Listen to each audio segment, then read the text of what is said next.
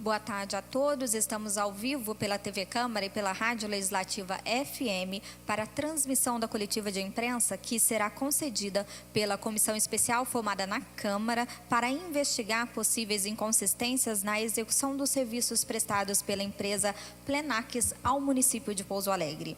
A comissão foi criada em abril e durante os 180 dias de estudos realizou diversas pesquisas, análises de documentos e oitivas. A comissão é formada pelos vereadores Alindo da Mota Paz, do PSDB, como presidente, Bruno Dias, do PR, como relator, e ainda tem como membros o vereador André Prado, do PV, Oliveira Altair, do PMDB, e Rodrigo Modesto, do PTB. Estão com as palavras, então, os vereadores da comissão, que, após a apresentação, estarão disponíveis para responder aos jornalistas as perguntas.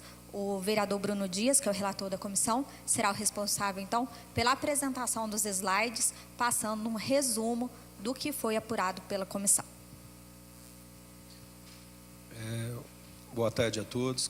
Eu, como presidente da comissão que investiga o serviço prestado pela Plenax Alcance no nosso município, agradeço a presença de todos para essa coletiva de imprensa, onde nós vamos demonstrar, após exaustivo trabalho, através de documentos, depoimentos e laudos técnicos e de irregularidades em relação a serviços, a pagamentos indevidos e de desvio de verbas, principalmente da Secretaria de Saúde, verbas vinculadas na área de saúde e na área de educação.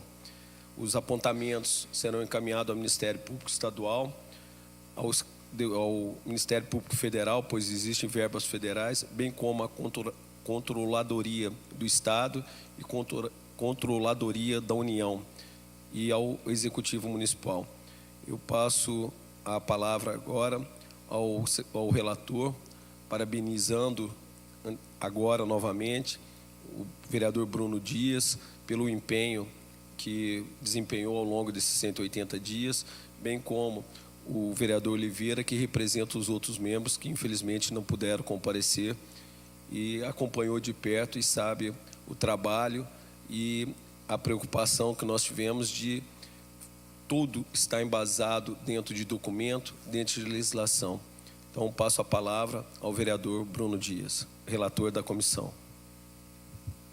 Muito boa tarde a todos os membros da imprensa que estão aqui, boa tarde a todo o público que está acompanhando a gente pelos meios de comunicação da Câmara, TV Câmara, Rádio Legislativa e também pelo YouTube. Eu vou começar a explanação, né?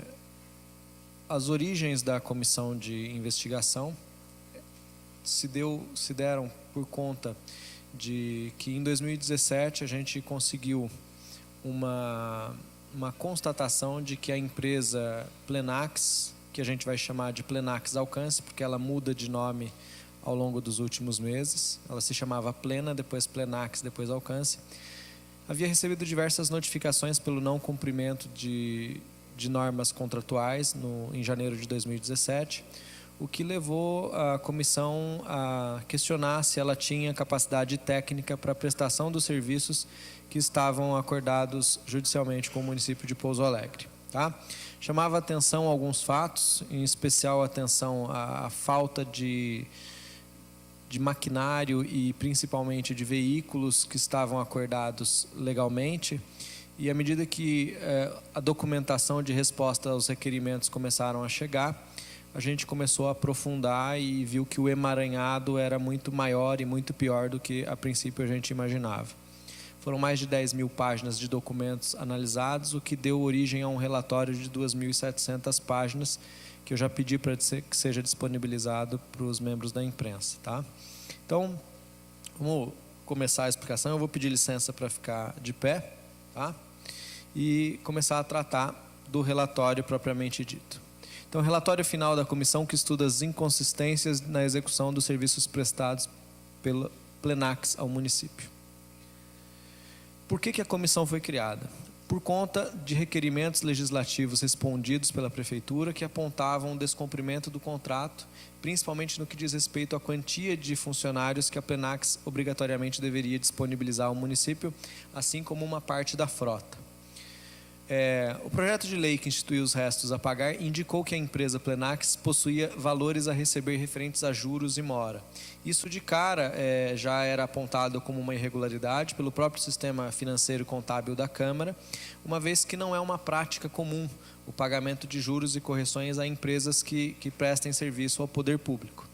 Outro ponto, a prática considerada ilegal, né, eu já coloquei, pelo Departamento de Contabilidade da Câmara, que são os nossos funcionários efetivos. Então, quando eu, relator, levei esse ponto para que os funcionários efetivos da Câmara me dessem um posicionamento acerca da legalidade do pagamento de juros e correção, foi me informado dessa profunda ilegalidade. Outra questão seria uma irregularidade em um processo licitatório, né, em que não indicava. Agora vamos falar de todos os tópicos de irregularidades apontadas pela Auditoria Libertas, que foi a auditoria que venceu a licitação para fazer a auditagem dos contratos da Plenax. Então, o primeiro ponto importante é que no processo de licitação não consta o secretário como o ordenador o delegado a quem era dada a função de regulamentar o contrato. Ou seja, não havia uma autorização por ordenação de despesa referente ao secretário de obras, que é quem vai assinar os editais de licitação. O secretário se chamava Wellington Pinheiro Serra. Outra questão importante, e isso acabou comprometendo todo o trabalho da Plenax, é porque não houve uma designação de quem seria o funcionário responsável pela fiscalização do contrato. Por que isso é importante no serviço público? Porque uma vez que você tenha um problema na prestação, você precisa descobrir quem é o fiscal do contrato, inclusive porque é ele que responde legalmente diante do poder público por esse contrato. E não havia expressamente no contrato quem seriam os responsáveis públicos, né, os servidores públicos responsáveis pela fiscalização do contrato da Plenax. Então, a gente teve um trabalho muito maior de oitivas, uma vez que não havia a designação expressa de quem seriam os funcionários responsáveis pela fiscalização. Outro ponto que se tornou bastante problemático é como as medições dos serviços eram feitas. As medições das equipes e períodos não possuem rúbrica, carimbo ou identificação de funcionário público responsável pela fiscalização. Via de regra, a maior parte dos empenhos e das medições da Plenax, eles tinham um prazo e a quantia de equipes. Não havia nenhum tipo de comprovação de que esses funcionários haviam estado lá. Fossem registros fotográficos, fossem folhas de ponto, fosse uma documentação que atestasse a medição do serviço por metragem, o que é contra a prática pública do direito administrativo. Mesmo quando havia o serviço, esta comprovação não tinha correspondência com o que constava nas medições. E aí a gente chegou ao fato das oitivas. E na maior parte das oitivas, os funcionários efetivos que foram ouvidos se assustaram, inclusive, com aquilo que havia sido medido e pago pelo município. Tomando, por exemplo, aquilo que foi medido e pago pela Secretaria de Educação e pela Secretaria de Meio Ambiente, em que constavam equipes de 50, 60, em alguns casos 80 pessoas, e os próprios funcionários da prefeitura, que não são os funcionários terceirizados, são os funcionários efetivos, apontavam que nunca tinha havido funcionários nessa quantia. No caso da Secretaria de Educação, por exemplo, as servidoras ouvidas apontaram que haveria no máximo 7 ou 8 funcionários, quando nas medições você tinha 40, 50 funcionários inscritos, ok? Não foi comprovada pela empresa a propriedade, posse ou locação de nenhum dos elementos listados no edital, tá? Como caminhões, ônibus, Kombi, picape. E aqui pesa ainda sobre a empresa que em um dos contratos, dos empenhos, havia um caminhão boiadeiro pelo qual foi pago R$324 mil pelo prazo de 9 meses, sendo que o setor responsável da prefeitura seria a Guarda Municipal, e na oitiva que foi feita com a Guarda Municipal, inexistem registros da existência desse caminhão e da prestação do serviço. Não há a comprovação de que esse serviço tenha efetivamente sido feito. Inclusive, causou um profundo espanto no responsável pela apreensão de animais, porque ele nunca tinha ouvido nem falar da contratação desse caminhão para apreensão de animais de grande porte. As formas estabelecidas no edital e praticadas não correspondem aos princípios elementares da administração, ou seja, não seguiram os parâmetros legais para as medições financeiras, que precisam ser comprovadas. Uma vez que o dinheiro é público, ele tem que ser bem gerido. Outro ponto importante, e isso foi uma pista fundamental, é que as medições, mesmo por vários meses seguidos e de equipes muito numerosas, elas apresentavam sempre valores que eram iguais. Então, dificilmente uma empresa não teria a falta de 1 ou 2 funcionários ao longo de 5, 6, 3 meses de serviço.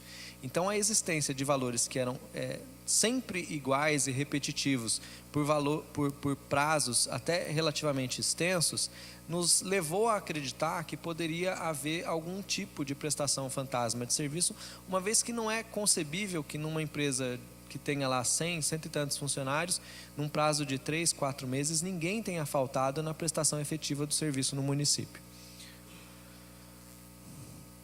As planilhas de formação de preços apresentadas pelas empresas participantes tinham o mesmo detalhamento dos custos unitários de suas propostas. E aí a gente vai entrar nas questões do edital. As fraudes na licitação, elas são muito graves. A primeira delas é que o proprietário da empresa, quando participou do processo licitatório, não tinha o credenciamento para ofertar lances. Então, ele poderia participar com a proposta escrita, mas como ele não estava credenciado, porque os filhos, na verdade, estavam alencados como um dos filhos e um outro sócio alencados como proprietário, ele não poderia participar como representante legal da empresa, tá? Além disso, nos contratos de renovação foram apresentados documentos em que a apresentação de preços que justificassem a renovação com a Plenax foram feitos por empresas, uma delas do próprio proprietário da Plenax, o senhor José Aparecido Floriano, e por uma empresa que sabe-se no município que não tinha o escopo necessário para a apresentação, que é uma floricultura conhecida aqui no município como bioplantas, né? Então, eles apresentaram as planilhas de tomada de preço acima do valor da Plenax.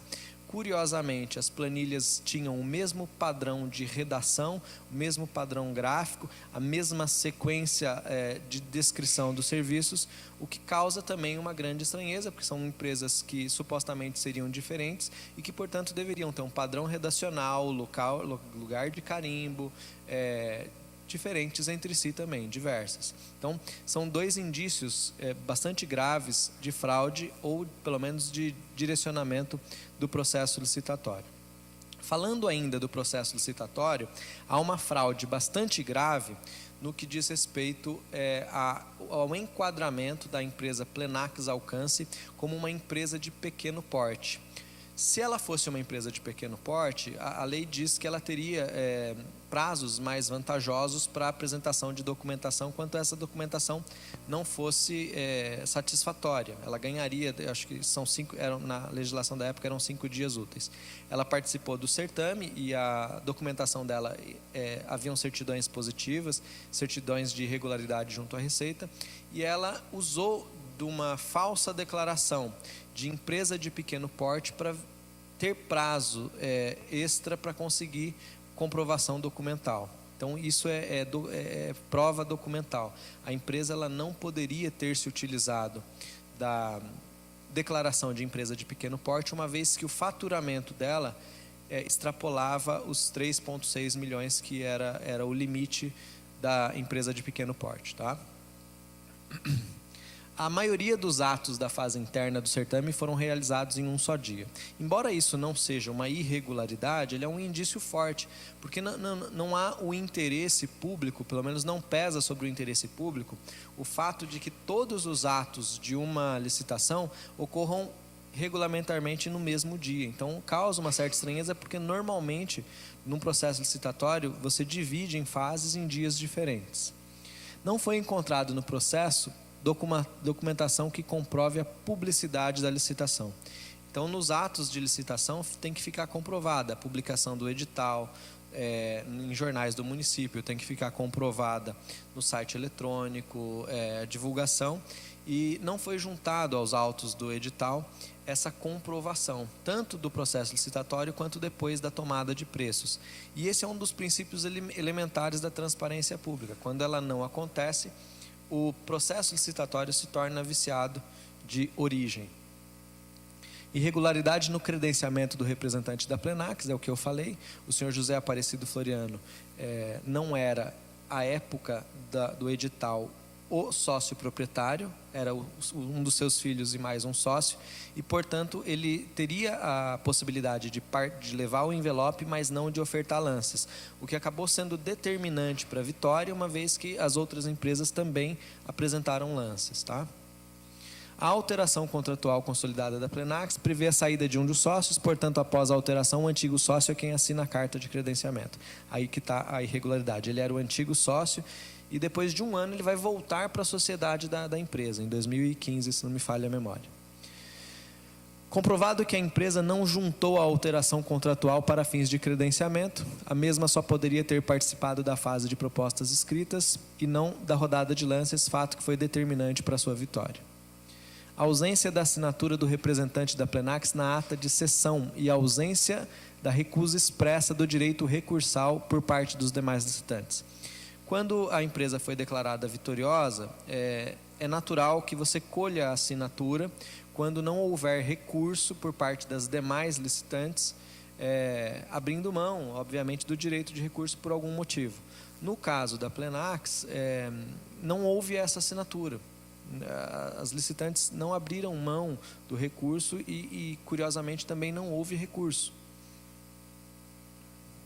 Falsa declaração de enquadramento como empresa de pequeno porte. A empresa requereu o benefício de prazos mais vantajosos para comprovação de habilidade. Outra cláusula de exclusão é que um dos sócios era também sócios de outras empresas que ostentavam a condição de micro e pequena empresa. Então, quando o microempresário ou pequeno empresário, ele não pode se beneficiar duplamente da condição de microempresário nos processos de licitação em duplicidade. No caso aqui da Plenax, o referido proprietário, o senhor José Aparecido Floriano, ele constava como proprietário também de outra empresa que, alguns meses mais tarde, vai inclusive oferecer no pregão de tomada de preços, né, o que também constitui uma ilegalidade, um preço de tomada. A empresa apresentou ficha de registro de empregados e registro na CTPS de suas técnicas de segurança. Então, o contrato ele exigia que a empresa tivesse um técnico de segurança do trabalho e um técnico agrícola. A empresa apresentou o técnico de segurança, não apresentou do técnico agrícola, embora, no caso do técnico de segurança, não haja o registro dele no Ministério do Emprego e do Trabalho, o que era exigido no edital. E, além disso, no caso do técnico agrícola, ela apresentou de uma engenheira ambiental, o que é permitido pela lei, mas essa engenheira não foi juntado no processo o credenciamento dessa engenheira ambiental junto ao CREA. É o que está colocado ali. A inadequação da celebração de contrato no valor total da ata de registro de preços, sendo a correta celebração de contratos por quantitativos parciais ou instrumentos equivalentes.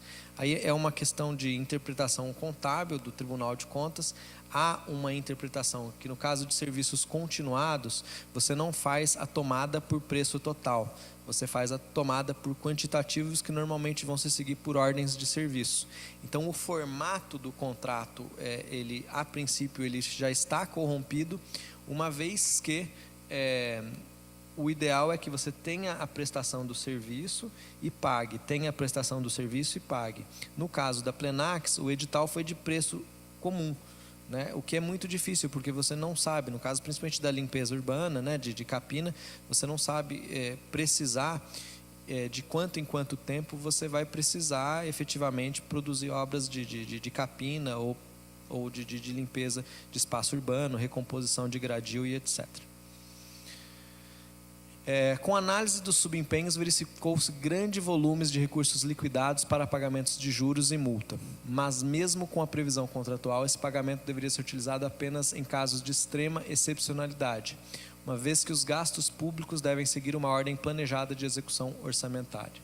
Isso é um dos pontos mais graves da auditoria. Por quê? A empresa que está recebendo em atraso do poder público, ela tem o direito de receber com juros e correção. Mas o poder público, pelo entendimento da lei, ele não pode pagar juros e correção, porque isso seria uma confissão da falta de planejamento ou mesmo da falta de uma dotação orçamentária, o que incorre num crime de improbidade. Então, o que acontece?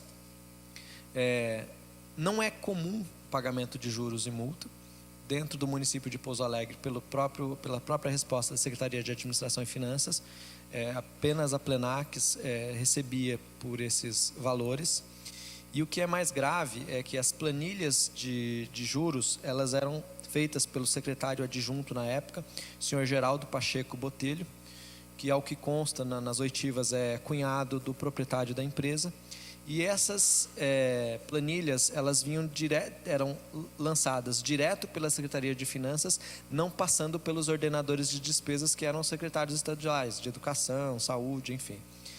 Outro ponto importante, que uma vez que o município atrase os seus pagamentos, por falta de recursos, por questões extraordinárias, deve haver a previsão, a dotação orçamentária. Então, deveria ter sido encaminhado para essa casa um registro dessa dotação, para que fosse possível se realizar o pagamento e se apurar as responsabilidades de quem foi o responsável pela geração dos juros e de multa. Então, no serviço público, você não pode pagar juros e multa, basicamente porque isso seria contra a probidade administrativa. E aí chama a atenção o fato de que, no caso, as planilhas serem feitas por um secretário adjunto, que era parente do proprietário da empresa e que, depois de desligado da secretaria, passou a prestar serviços para a própria empresa. E aonde se encontra até terminados os trabalhos, constava no perfil pessoal de trabalho do senhor Geraldo Pacheco Botelho o vínculo com a empresa Plenax. Agora Plenax Alcance. Um dos pontos importantes das oitivas é que um dos funcionários colocava que sempre que a planilha de juros chegava, o senhor funcionário ligava para a empresa e dizia que as músicas haviam sido baixadas e que, portanto, o processo tinha ido para a liquidação, ou seja, seria encaminhado o pagamento dos juros. A licitação e os pagamentos auditados deveriam ter desdobrado a sua receita anual em metas bimestrais de arrecadação e ainda elaborado um cronograma mensal de desembolso para que jamais recursos públicos fossem utilizados com pagamentos de multas e juros. É aquilo que eu falei, né? O serviço público não tem pagamento de multas e juros, a não ser em casos de excepcional situação. As planilhas de ordenamento de pagamentos e juros eram encaminhadas pela empresa diretamente e ao Departamento de Finanças, sem passar a priori pelos ordenadores. Aquilo que eu falei, era um ato unilateral, né? A Secretaria de Finanças apenas repassava aos ordenadores depois que esses processos já estavam feitos. E outro ponto importante é que seguia-se estritamente aquilo que era encaminhado, pedido pela empresa. Não havia um cálculo da Secretaria para ver se aquilo estava correto, se aqueles montantes de juros estavam ou não corretos. E todas as argumentações, todos os pareceres jurídicos eram copiados do parecer jurídico inicial. Então, não era estudado caso a caso as questões referentes àquilo que havia gerado o pagamento de juros. O que também a gente entende que é uma prevaricação, tá? Uma vez que se você causou prejuízo ao poder público, você tem que achar e apurar os responsáveis. O secretário adjunto de Fazenda, responsável pelas planilhas de medição de juros, possuía parentesco próximo com um dos sócios e, depois de deixar a empresa, passou a prestar serviço na empresa. Segundo a oitiva com funcionários, os cálculos eram feitos pelo secretário adjunto em computador próprio e ele utilizava a expressão: as músicas foram baixadas quando as planilhas eram encaminhadas para liquidação. O volume de juros inscritos no Fundo de Restos a Pagar de 2016 é de R$ 803.489,64. E os valores pagos anteriormente foram de R$ 529.673,94, dando um total de mais de R$ 1.333.000 de pagamento de juros. Quebra da ordem cronológica de benefícios de pagamento. Então, todos os credores do poder público, eles recebem seguindo estritamente uma ordem republicana cronológica. Recebe primeiro quem prestou o serviço há mais tempo, entregou, né, a nota fiscal, a prestação dos serviços, a medição. No caso da Plenax, as oitivas iniciais nos levaram a acreditar que havia uma priorização na empresa e no final do ano o volume pago à empresa no mês de dezembro de 2016 chamou muita atenção, uma vez que o município já se encontrava em situação econômica complicada. Foi verificado que os pagamentos da empresa foram efetuados em data próxima à sua liquidação, enquanto outros pagamentos de anos anteriores devidamente liquidados não foram pagos. Então, outros credores do município foram deixados de lado em favor da empresa Plenax. As medições vagas e imprecisas, das quais eu já falei. A informação documental das medições dos meses de agosto a novembro de 2016 possuíam subempenhos, com informações de que ao menos 40 funcionários estavam a serviço da Secretaria Municipal de Educação. No entanto, nas oitivas foi coletada a informação de que a empresa Plenax possuía no máximo 7 ou 8 funcionários prestando serviços na Secretaria. Procedimentos de licitação, medição e subempenhos eram encaminhados pelo secretário de Finanças, cabendo ao departamento somente a confecção das planilhas. Apesar da quantia elevada de equipes por longos períodos de prestação, os valores de pagamento sempre eram exatamente os mesmos. Na Secretaria de Meio Ambiente, por meio de oitiva, foi também detectado que um número entre 25 e 18 funcionários eram envolvidos diretamente nos serviços de limpeza, os funcionários efetivos da nossa unidade de conservação, o Horto Municipal. Porém, entre janeiro e fevereiro de 2015, a empresa deveria ter 30 funcionários atendendo os serviços da Secretaria. Então, seriam os 25 mais 30, o que daria um total de 55 funcionários responsáveis pela limpeza. Já em 2014, a medição indicava 40 funcionários, o que não teria uma lógica racional. Seria uma quantia absurda de funcionários para uma unidade relativamente pequena de trabalho, de limpeza, né? Nunca foi presenciado sistema de registro de presença dos funcionários na Secretaria de Meio Ambiente e constatou-se ainda, nesse caso aqui, a bióloga responsável pelo horto ainda coloca que o serviço realizado pela Plenax lá nunca ficava 1 mês, 2 meses. Normalmente era feito num sistema de multirão. Vinham 10, 15 funcionários, eles faziam tudo o que tinham que fazer em 1, 2 dias e depois eles iam prestar outros serviços em outras secretarias. Então a medição ela está em desacordo com aquilo que foi efetivamente prestado, porque dá-se conta de que por 2, 3 meses eles deveriam ficar ali 30, 40 funcionários exclusivamente prestando serviço na unidade ambiental. Constatou-se que um caminhão sem ligação com o objeto da licitação, a licitação era de capina, manutenção em prédios públicos, recomposição de guias, pintura, gradis, um caminhão boiadeiro no valor de R$ 324.597,76, recolhimento de animais de grande porte. Todavia, não se comprovou, nem se justificou isso. A gente não tem registro de um animal, fotografia desse caminhão, placa, nada que comprove que, de fato, por 9 meses o município recebeu esse tipo de serviço.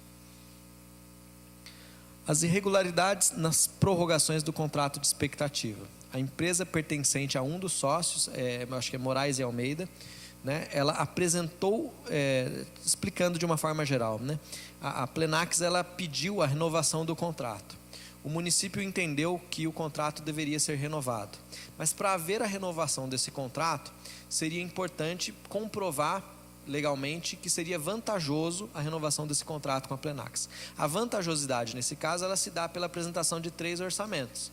3 orçamentos que comprovem que a Plenax ela teria condições de fazer um serviço mais barato do que propriamente o que estaria no mercado, as 3 prestações tomadas.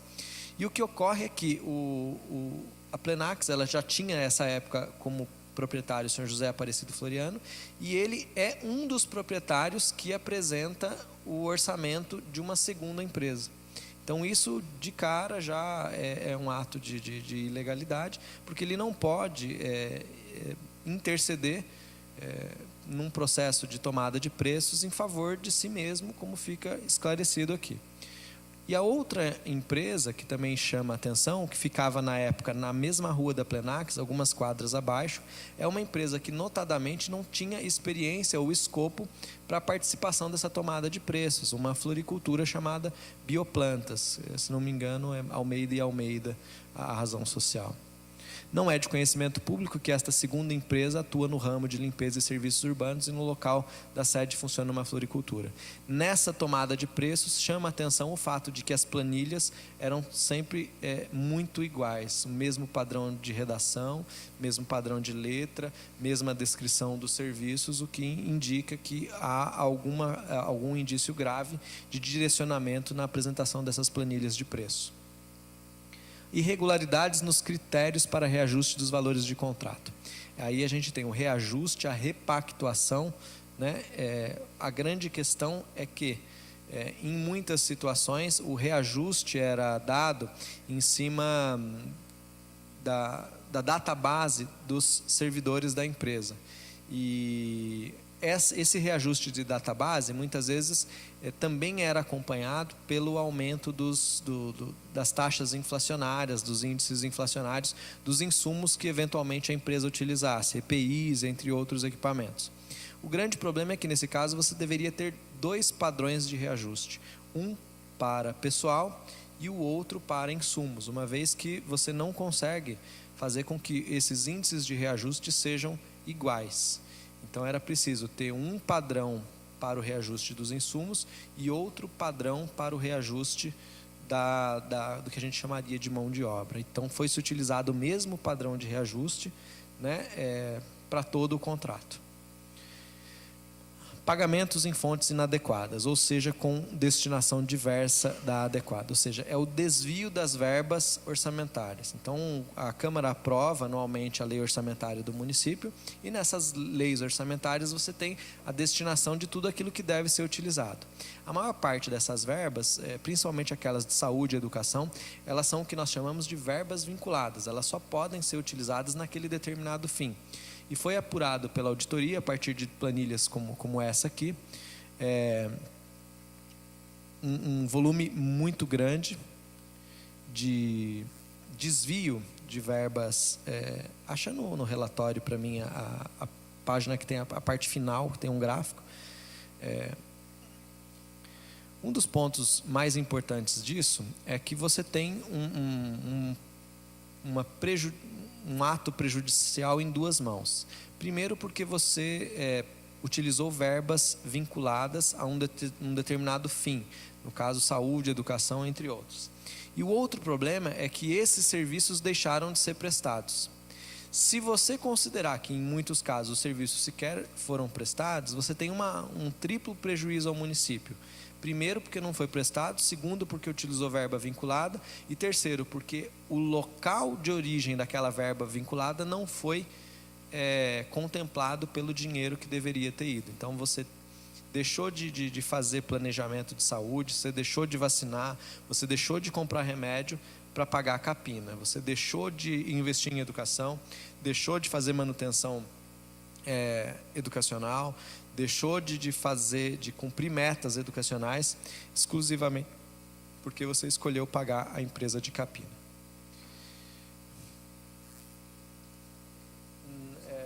Aquela que tem o gráfico lá, tá? Bom, e chama atenção, no caso da utilização de verbas inadequadas, que ultrapassou os 6 milhões, a maior parte delas foram justamente das pastas mais importantes, que seria saúde e educação, onde nunca deveria se mexer na dotação orçamentária. Quando ocorre a utilização de verba orçamentária em destinação aquém daquela previamente estipulada, certamente as políticas públicas que seriam contempladas, como atendimento de saúde, cumprimento de metas educacionais, combate a endemias, ficam peremptoriamente prejudicadas. As verbas diversas da destinação foram de R$ 6.164.852,58. Aqui tem os gráficos, né? Aqui o que era saúde, o que era educação e a destinação desvinculada de outras pastas. Só para a gente ter uma ideia, né? Saúde, 3.828.000, educação, 2.230.000 e o outros, 105.000.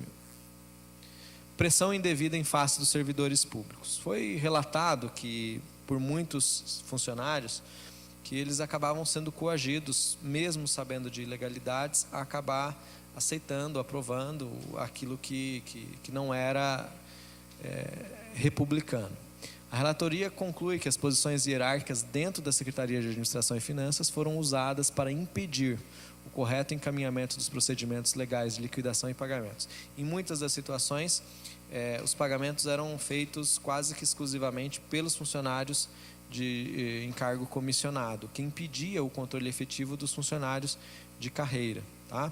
Além disso, houveram situações que foram relatadas, como, por exemplo, acho que o senhor João Batista, o senhor Reinaldo, que foi afastado da Secretaria de Finanças quando se recusou a assinar um balanço patrimonial do qual ele não havia participado. Aí a gente tem o total geral recebido pela empresa Plenax, R$ 23.230.713, né, referente a esse contrato. Lembrando que havia um outro contrato que também será em breve nessa casa feito um procedimento de investigação, e que, se você considerar os vícios do processo licitatório, a princípio esse seria o valor de destinação irregular. Além dos 6 milhões, isso aqui é aquilo que a Plenax recebeu do município sem ter sido preservada a lisura do processo licitatório, depois dos processos de empenho, liquidação e pagamento. A comissão apurou por meios técnicos, né? A Auditoria Libertas é uma empresa de Belo Horizonte, venceu o processo licitatório para fazer a auditagem. Ela é reconhecida como auditora, tem uma ampla vasta conhecimento na área, né? Então, não pesam situações políticas no que diz respeito à investigação da Plenax, até porque todos os funcionários ouvidos, de princípio a gente já tinha tomado essa decisão, seriam funcionários de carreira, sem vinculação política dentro das secretarias. E agora, o que vai ser feito vai ser o encaminhamento para o Ministério Público Estadual, Ministério Público Federal, porque tem muita verba federal, Controladoria Geral da União, Advocacia Geral da União, Poder Executivo, todos os resultados da investigação, para que seja dado o trâmite legal e que o município seja ressarcido do seu erário. Ok? Então, estou abrindo para as perguntas. E a Karine vai conduzir o processo de perguntas. Adevanir, Jornal do Estado. Vereador, vocês, no levantamento aí que vocês apresentaram, as verbas que foram repassadas para a empresa, né, diversas, né, que seriam inclusive vinculadas, né, da saúde e educação, dá 6 milhões e alguma coisa, mas assim, no caso aí dos funcionários fantasmas, né, dos serviços que efetivamente não foram prestados, vocês conseguiram fazer algum tipo de cálculo? Na verdade, a gente não consegue fazer esse cálculo, Adevanir, pelo seguinte: a empresa ela não é obrigada a fazer prova contra ela mesma. A gente tentou ouvi-la por 2 vezes, eles se recusaram a vir, inclusive na primeira tentativa eles se recusaram a assinar o convite. Depois a gente conseguiu fazer a efetivação do convite, mas eles não prestaram, não enviaram também os documentos.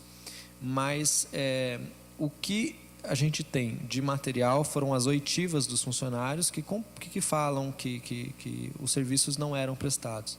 Da mesma forma em que pese a presunção da inocência da empresa, eu também não tenho justificativas para desconfiar da palavra dos funcionários, uma vez que esses funcionários, inclusive, correm o risco de ser responsabilizados, uma vez que muitos deles acabavam fazendo essas planilhas. Então, a não ser que ele fosse louco, ele não ia colocar a si mesmo em risco para preservar uma empresa com a qual ele não tem vínculo nenhum. Okay? Sobre o repasse dessas verbas vinculadas? Só complementando o que o relator falou, o levantamento que foi dado, a empresa não comprovou, ela cita os funcionários, são pagos, e nós não conseguimos levantar, como falou o relator, as inscrições, o registro, o RAIS e o CAGED. Então, isso passará agora, através do Ministério Público, através do Executivo Municipal, Ministério Público Estadual e Federal, e os órgãos competentes, para aí sim eles terão condições de fazer o levantamento e teremos uma precisão no número de funcionários fantasmas. É importante citar que as planilhas, elas deveriam vir com a quantia de equipes, os funcionários e uma lista de presença, um controle, e não existia. Era só assim, tantas equipes, tantos meses, e era isso que era pago, sem nenhum tipo de comprovação. Ok? Sobre as verbas vinculadas, vocês citaram os exercícios de 2014, 15 e 16. Sim. Acho que pelo menos no caso de 2014 e 15, as contas da prefeitura foram aprovadas, né? Ainda não chegaram ainda, não. Acho que as últimas contas ainda foram a do Jair, as últimas aprovadas, não tenho certeza. Tem um órgão fiscalizador revisionado? É o Tribunal de Contas do Estado, inclusive isso vai ser encaminhado também para o Tribunal de Contas do Estado. Tá? O que não quer dizer que as contas vão ser reprovadas. O que pode acontecer é que elas vão ser aprovadas com ressalvas, porque normalmente o que a gente julga na casa aqui é o parecer técnico do Tribunal de Contas. Então, quem vai analisar isso é o Tribunal de Contas do Estado, não é a Câmara Municipal. A gente acata ou não, tá? Nayara, da Rádio Difusora, vocês relataram, até você, né, Bruno, a questão dos veículos também, entre eles o caminhão boiadeiro. A questão dos servidores, como você falou, é difícil mensurar. Mas sobre os veículos que vocês apuraram, que tem documentação de contratação, tem valores, qual seria o total? Não mais ou tem menos? comprovação dos documentos, não existe. Mas desse caso que você citou do caminhão de mais de R$300 mil? Não existe a comprovação da existência do caminhão. Não tem placa, não tem foto, não tem registro de um animal então, recolhido. não existe da existência, mas e no caso da contratação? Ao A todo contratação existe o contrato, existe o valor? pagamento, mas não existe a comprovação de que os veículos não existiam. Uhum. E vocês conseguiram apurar quantos seriam esses veículos e qual o valor? Cada equipe deveria ter... Então, o preço, ele é global. O preço, ele não é individualizado. Esse é um dos problemas justamente da medição. Inclusive da medição por conta dos reajustes. Porque uma coisa é o reajuste da depreciação, da inflação sobre os insumos. E outra coisa é o reajuste sobre a mão de obra. Como o preço era uma coisa só, adotava-se um único critério de reajuste, que normalmente utilizava o valor do reajuste do operador de roçadeira, que não era nem a maioria, o que também é uma irregularidade, porque a maioria dos funcionários eram capinadores, então deveriam ter sido utilizado essa base de cálculo para os reajustes, né? É o que preconiza o Tribunal de Contas do Estado de Minas Gerais, e não foi feito. E a comprovação de veículos, no começo do ano, chegaram algumas comprovações por meio de requerimento, mas esses veículos eles eram locados, muitas vezes de próprios funcionários da empresa, que atuavam como motoristas terceirizados. Eles eram motoristas terceirizados, operadores da empresa, e esses veículos não atendiam às especificações do contrato. A idade, tinha que ser um caminhão com tantos anos. Nenhum veículo, dentro daquilo que preconizava o contrato, foi apresentada a documentação. Complementando em relação a esses veículos que o relator Bruno apontou agora, são os veículos necessários para se executar o que estava no contrato, o transporte, o recolhimento do material da capina. Agora, em relação ao caminhão de boiadeiro que foi citado, o caminhão de boiadeiro não era objeto dentro do contrato social da empresa. E, no entanto, foi colocado no caminhão de boiadeiro que prestou serviço de 8 a 9 meses, no valor com mais de R$300 mil. E isso era desconhecido da Guarda Municipal, que é encarregada para recolhimento de grandes animais de porte, grande porte, e também mesmo em relação aos funcionários. Ninguém sabe de caminhão, ninguém sabe dos funcionários, e foram pagos esse serviço, mesmo não estando no contrato social da empresa. Pois não? Boa tarde a todos. Marlon Santiago, da TV Alterosa. A gente percebe que é um valor muito alto, né, o que a Prefeitura pagou aí para a empresa durante praticamente 3 anos, pelo que os senhores falaram aí. O primeiro contrato com a Plenax, Mar, desculpa ter te interrompido. Ok. Ele é de 2009, a empresa se chamava Cetel, depois passou a se chamar Plenax, depois passou... Não, Plena, depois Plenax e agora Alcance. De 2013 para trás, a gente não consegue ter a base de mensuração porque não foi deixado nenhum sistema de backup de informações contábeis. Inclusive, em 2014, 2015, as informações a gente teve que puxar, a auditora puxou diretamente do site do Tribunal de Contas. Então, a gente ainda está confiando que a Prefeitura lançou esses valores no site do Tribunal de Contas da forma correta. Tá?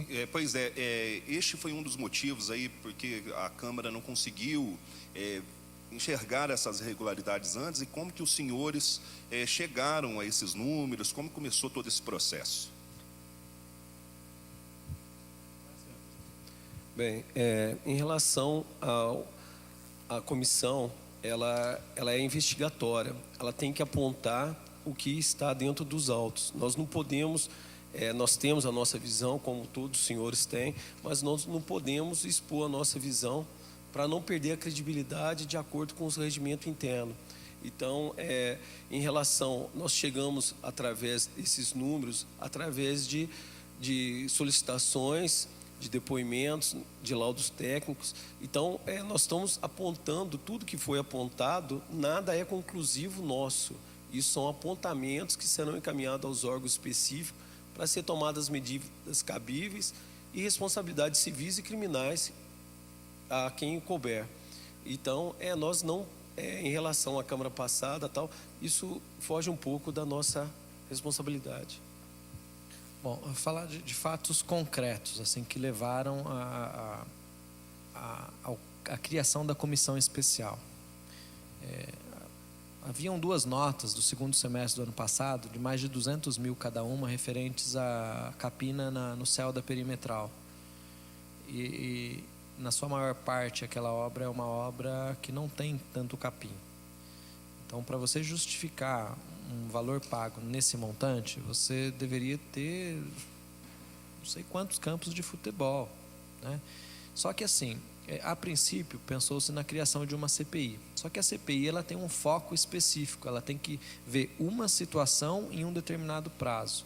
Como a gente tem 3 anos de atuação da empresa e diversas irregularidades apontadas, uma CPI, que até a gente poderia ter direito por uma CPI de quebra de sigilos, ela seria muito específica. Como a natureza das irregularidades eram diversas, a criação de uma CEI, de uma comissão especial de investigação, ela foi mais acertada. Porque imagina um novelo de lã, que você começa a puxar um fio e aí você vai descobrindo um monte de coisa. Agora, nesse caso, você imagina que você tem um novelo e vários fios para puxar. Então, assustou a nós também as apurações da auditoria, né? A gente ficou muito estarrecido pela natureza das irregularidades e pela forma assombrosa dos valores, tá? Em especial, atenção à questão dos desvios de verbas vinculadas. Só complementando ainda, o vereador Bruno falou, o início da comissão, nós já sabíamos o foco, o caminho que íamos tomar, mas pode ser encontrado no site da Câmara. A investigação era de serviços terceirizados. Então, nós não apontávamos uma empresa, nós começamos no serviço terceirizado através desses recibos. E aí foram aparecendo mais e foi afunilando até chegarmos ao nome da Plenax Alcance como uma grande promotora desse desvio, dessas irregularidades apontadas. Mais alguma dúvida? Vocês citaram aí que as irregularidades elas são graves, né, e muito aparentes. Os servidores tinham conhecimento, né, e inclusive teriam sido pressionados quanto a isso. Em nenhum momento durante esse período eles fizeram alguma denúncia, tentaram tornar isso público. E uma outra pergunta que eu faria se vocês conseguiram chegar aí. Quem pensou nesse esquema? Se teve um conluio aí, empresa? Quem seria o cabeça dessas irregularidades praticadas? Muito bem. Quanto à questão referente às denúncias, o que eu posso precisar é que os servidores que vieram aqui prestar a oitiva foram convidados, eles não eram obrigados a vir. Eles disseram que conheciam e que não faziam por razões de represália. Em que pese que ninguém é obrigado, e principalmente no serviço público, a agir contra a lei. Mas as situações de coação, como ficam caracterizadas em algumas das situações, basta a gente lembrar que no último mês as 2 funcionárias da Secretaria de Finanças, elas se afastaram por razões de doença, de estresse mesmo, no ato de lidar com o ex-secretário, né? Eu não tenho por que desconfiar da palavra delas, até porque eu não tenho por que também desconfiar a princípio da empresa. Mas, agora, falando especificamente sobre o que seria uma formação de quadrilha, eu acho que a sua pergunta é nesse sentido. Eu acho que não cabe a nós, da comissão, apontar quem seriam os cabeças. Até porque, para isso, você precisaria da quebra de sigilo telefônico, quebra de sigilo fiscal, quebra de sigilo bancário, para verificar se de fato houve uma quadrilha.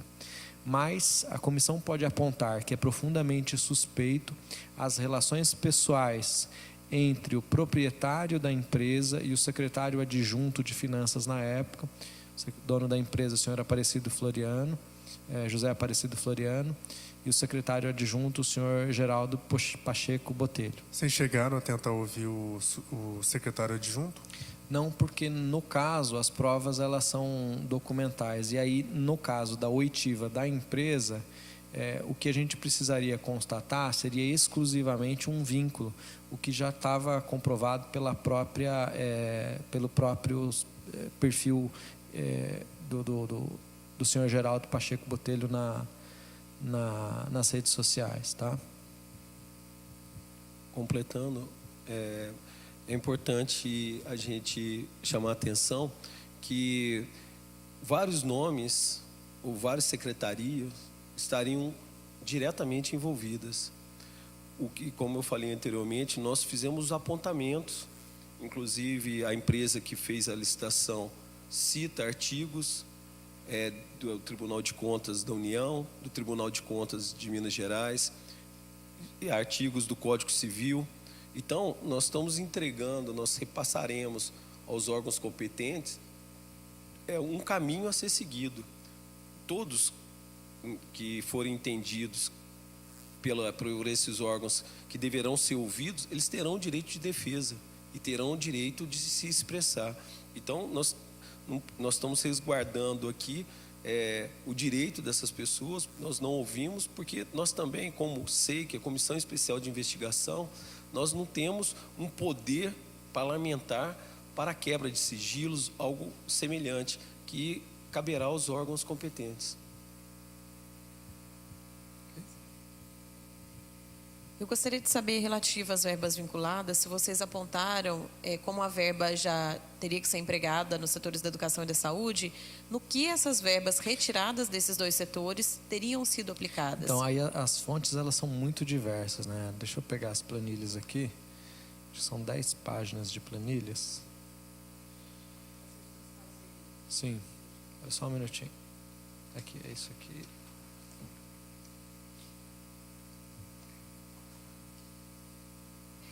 Aqui. Muito bem, vamos pegar aqui. 2014, apontamento, fonte utilizada para empenho, pagamento, trato de transferência do Estado para o município, Fundo Estadual de Saúde.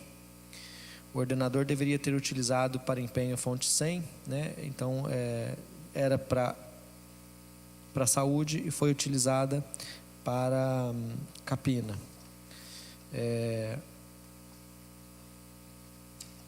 Fonte 150, transferência de recursos do SUS para vigilância em saúde.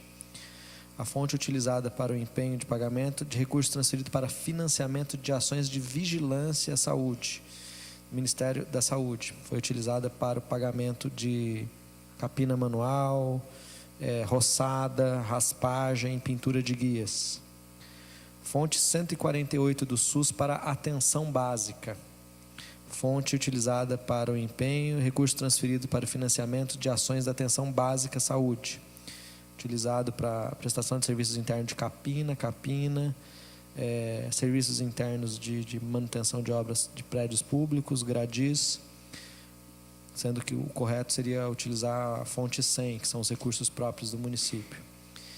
Fonte 101, receitas de imposto de transferência de imposto vinculado à educação. Fonte utilizada para o empenho, recursos provenientes de impostos municipais, os quais deveriam ser classificados no Código da Receita 1110. E as transferências de imposto do Estado da União destinados exclusivamente à educação. Foi utilizado para contratação de prestação de serviço interna de capina manual. Fonte 102, receita de imposto de transferências vinculados à saúde, serviços de capina. Fontes, essa tá repetindo a mesma coisa.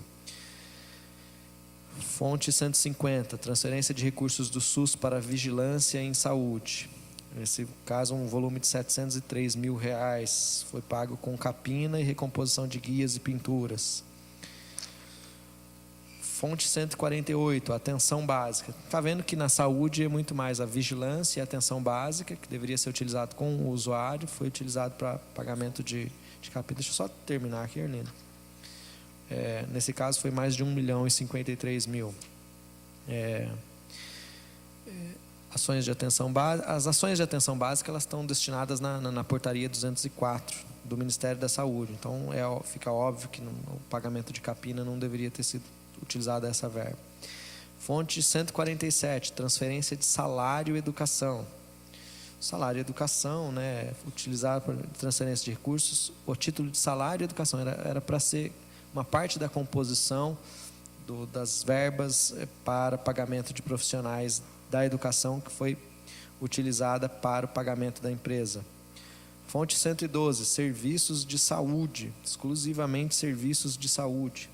Trata-se de empenho realizado para recursos provenientes da receita e remuneração de serviços produzidos decorrentes da prestação, ou seja, isso aqui era para ser utilizado para pagar exame, para pagar procedimentos de saúde, procedimentos não cobertos pelo município, que foram pagos na monta de R$105 mil para capina. Fonte 152, transferência de recursos do SUS para a gestão do SUS. Um recurso que deveria ter sido usado exclusivamente para o SUS foi utilizado para pagamento de capina. 124, transferências de convênios não relacionados à educação, à saúde nem à assistência social. Aí são outros de outras secretarias, em atenção à assistência social, que também não foram utilizados. Fonte do CAPS, que o CAPS é de assistência a álcool e drogas, que foi utilizado para pagamento de capina também. Então, só poderia ser utilizado para treinamento de pessoal e criação de infraestrutura para o centro de álcool e drogas e foi utilizado para capina. Então, todas essas planilhas elas estão disponíveis no relatório que vocês receberam. Tá? Vale chamar a atenção o grande número de verbas vindo do governo federal. Por isso que abre a prerrogativa de nós entregarmos aos órgãos federais competentes para ser apurado. Em relação à parte de saúde, nós vemos exames, assistência básica, CAPS, que é o Centro de Apoio ao Dependente de Álcool e Drogas, vacinas. Então, salário dos professores, que era para pagamento, gasto dentro da educação. Então, a gente vê que tudo isso foi trocado pelas capinas que foram realizadas. O vereador Oliveira, primeiro secretário, vai ter que sair. Eu vou passar o microfone para eles. Quero cumprimentar a todos, agradecer a presença de toda a imprensa. eu tenho um compromisso agendado agora às 3 horas, vou ter que me ausentar. Vou deixar colocado aqui, fazer uma colocação. A gente, aqui, até terminado esse relatório, o Bruno, a gente deveria pedir a medição nesse mandato, na questão da capina, e comparar com o que foi gasto na gestão anterior. Isso era importante só para ter uma base, porque o subfaturamento hoje está praticamente exposto e comprovado em todos os setores da prefeitura. E quando nós entramos aqui no início do ano, nós encontramos a saúde nossa degradada. As farmácias sem remédio, atendimento, tudo precário, e se tirou tanto dinheiro de uma pasta tão importante, transferindo para uma capina, simplesmente para uma capina. Então, assim, o relatório, quero parabenizar toda a comissão pelo trabalho. Isso está colocado e comprovado dentro dessa questão. Então, cabe ao Ministério Público e outros órgãos a conferir, analisar, vir investigar essa questão para que se possa realmente tomar sérias atitudes com as empresas e com o contratado, porque é dinheiro público. Nosso país vem passando, e isso está no geral, no Brasil inteiro. Nós vivemos num país rico e um país hoje com grande miséria pela corrupção. Então, a gente espera que o Ministério Público tome providência, e o que nós podemos fazer, a nossa parte, nós cumprimos aqui, mas não vamos deixar de cobrar aos órgãos competentes nessa questão. Então, quero agradecer a todos e pedir desculpa aí que eu tenho que me ausentar, que eu tenho agendado lá em cima na prefeitura com uma pessoa e já está me aguardando. Boa tarde a todos.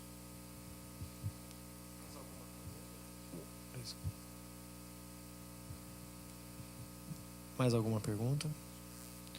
Então, eu vou passar para o presidente encerrar, agradecer a presença de toda a imprensa. Lembrando que o relatório tem mais de 2.700 páginas, incluindo os anexos. Então, toda a comprovação documental está anexada. Então, vocês estão recebendo aí uma cópia do relatório. Caso vocês precisem ter acesso às demais documentações, a Secretaria está à disposição. Primeiramente, quero parabenizar o vereador Bruno Dias, o relator dos autos da comissão, bem como o vereador Oliveira e os demais vereadores que compõem essa comissão, pelo trabalho exaustivo. Foram 90 dias, prorrogados por mais 90 dias, mais de 10.700 páginas, e graças a Deus a nossa satisfação é muito grande. Gostaria de agradecer vocês da imprensa, que vocês, para nós, vocês são fundamentais para que seja mostrado o trabalho que nós estamos fazendo, para que seja exemplificado os atos e agora as responsabilidades que recairão sobre aqueles que estão envolvidos, para que no futuro a gente possa ter uma cidade melhor, um estado melhor e um país melhor.